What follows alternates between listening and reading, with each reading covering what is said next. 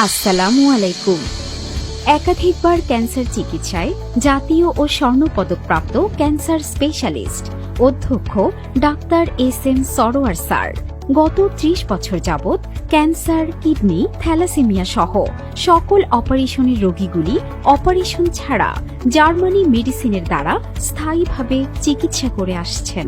বাংলাদেশ গণস্বাস্থ্য হোমিওর দ্বারা ইতিমধ্যে কয়েক হাজারেরও বেশি রোগী সুস্থ হয়েছেন।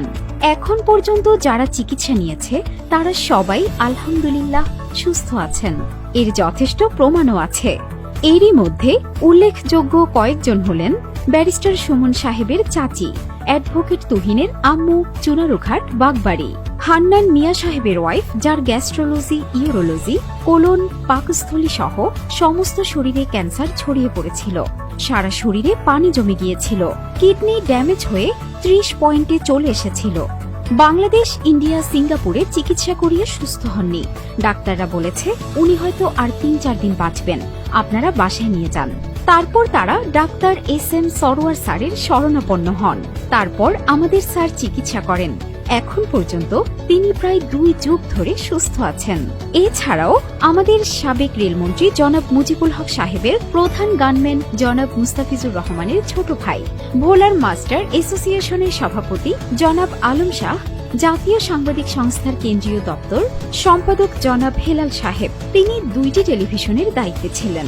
ওনার থাইরয়েড ক্যান্সার ছিল এক কান থেকে আরেক কান পর্যন্ত। পিজি হাসপাতালের প্রধান প্রাণগোপাল সাহেব অপারেশন করেছেন। তারপরেও কিছুদিন পর ওনার আবার থাইরয়েড ক্যান্সার হয়ে গেল। গলা ফুলে গেল, জবান বন্ধ হয়ে গেল, মুখ বাঁকা হয়ে গেল, একদম মরণাপন্ন ছিলেন। সে সময় আমাদের স্যার তার চিকিৎসা করেছেন। আল্লাহর অশেষ রহমতে উনি সুস্থ আছেন। আবার সিলেটের ক্যান্সার স্পেশালিস্ট জনাব কামাল উদ্দিন সাহেব, ওনার চাচি ছিলাউড়া গ্রামের জামে মসজিদের সভাপতি, ওনার ওয়াইফের জরায়ু ক্যান্সার ছিল। আমাদের স্যারের কাছে চিকিৎসায় উনি আল্লাহর অশেষ রহমতে সুস্থ আছেন। ওনার পাশের গ্রামের সিরাজ মিয়া সাহেব, ওনারও ক্যান্সার ছিল।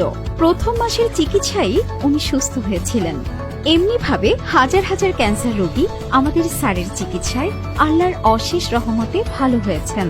কুমিল্লার লাকসামের সিহান গ্রামের কালবার্টের পাশের বাড়ি, একদিনের বাচ্চা ভূমিষ্ঠ হওয়ার পর তার ব্লাড ক্যান্সার ধরা পড়েছে। তারা সেই বাচ্চাকে ১ মাস চিকিৎসায় প্রায় ১০ লক্ষ টাকা খরচ করেছেন। ১০ লক্ষ টাকা খরচ করেও সুস্থ করতে পারেননি। ডাক্তার বলেছে সেই বাচ্চাকে আর বাঁচানো যাবে না, বাড়িতে নিয়ে যান।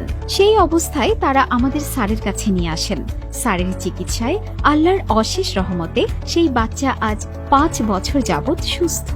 আমাদের জন্মস্থান বাংলাদেশ, কর্মস্থান বিশ্বময়, এই লক্ষ্যকে সামনে রেখে ক্যান্সার চিকিৎসায় দীর্ঘ ৩০ বছর যাবৎ অনবদ্য অবদান রেখে আসছেন ক্যান্সার গবেষক অধ্যক্ষ ডাক্তার এস.এম. সরোয়ার স্যার।